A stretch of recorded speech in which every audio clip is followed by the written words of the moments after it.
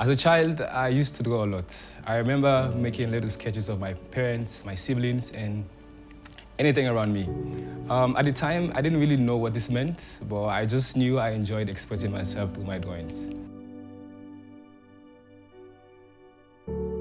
I got into graphic design and illustration in 2020. By that time, I had just graduated from Fabric College. I studied civil engineering in Fabric College. That's about the time when the corona struck, and we were all stuck at home. I had a lot of free time on my hands, so I was looking at ways to keep myself engaged. I would sit around all day, play with my toys, and just find ways to use my imagination to bring my imaginative worlds to life at that point. So I was trying to find ways to fill up my free time. So during this phase of exploration, one day a friend showed up to my house with a sketchbook. We sat there, had some fun, made some drawings, and that was the moment for me. A spark ignited, and I found a passion I had for drawing once again.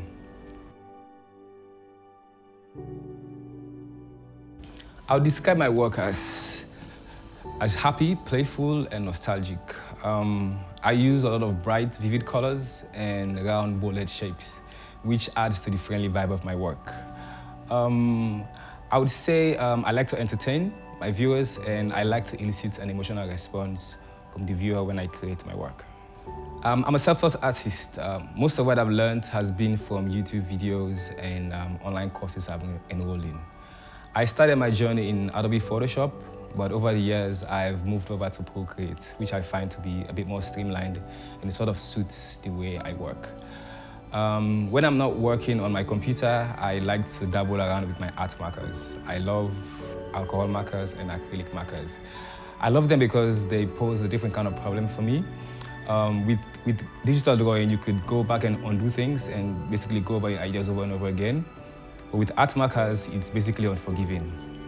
Once you put down a stroke, you're forced to deal with it, and I like that kind of challenge because it forces me to make better decisions. It forces me to slow down when I'm making a piece and really think about every mark I make on the page. So I usually start my process with an idea. And once I have an idea, I grab my notebook and try to do some mind mapping. This is where I figure out what exactly I want to include in my artwork. And once I'm done with the mind mapping, I hop into my reference software, which is VizRef. And then I just look at my references and think about them some more. And I try to analyze them and see what I like about each picture that I've collected. And I see what I really want to include in the final painting. You know, once I have a clear idea of the direction I want to move in, that is when I start my sketch officially. So when I'm doing the sketches, I try to go over it maybe 2-3 times to get a very, very clean version of the sketch, which makes it easier for me when it's time to ink the drawing. So once I start inking, this is the process that usually takes a bit more time because I need to be deliberate with my lines. I have to be smooth and do very, very intentional about my strokes that I take. My work is mostly inspired by nature, by pop culture, movies, TV shows, games I play, and my personal experiences too. I found out that when I inject my experiences into the work, there's a greater chance for the audience to connect with it and resonate on a deeper level.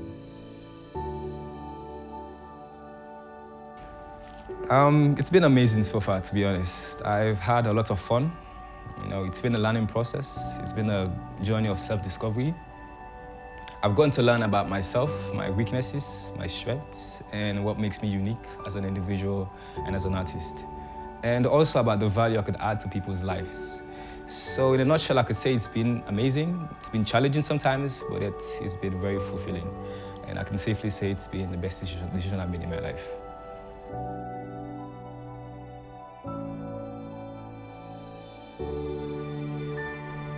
I want to open a design studio in Sierra Leone. I feel like design is a fundamental part of what we do, and I don't think there's a proper appreciation for design in Sierra Leone. So hopefully through my design studio, I could change that. And I would also love to start a design school because I love teaching. It's my other passion. And it will be a pleasure to share some of the ideas and the lessons I've learned over the years to the next generation of artists coming through.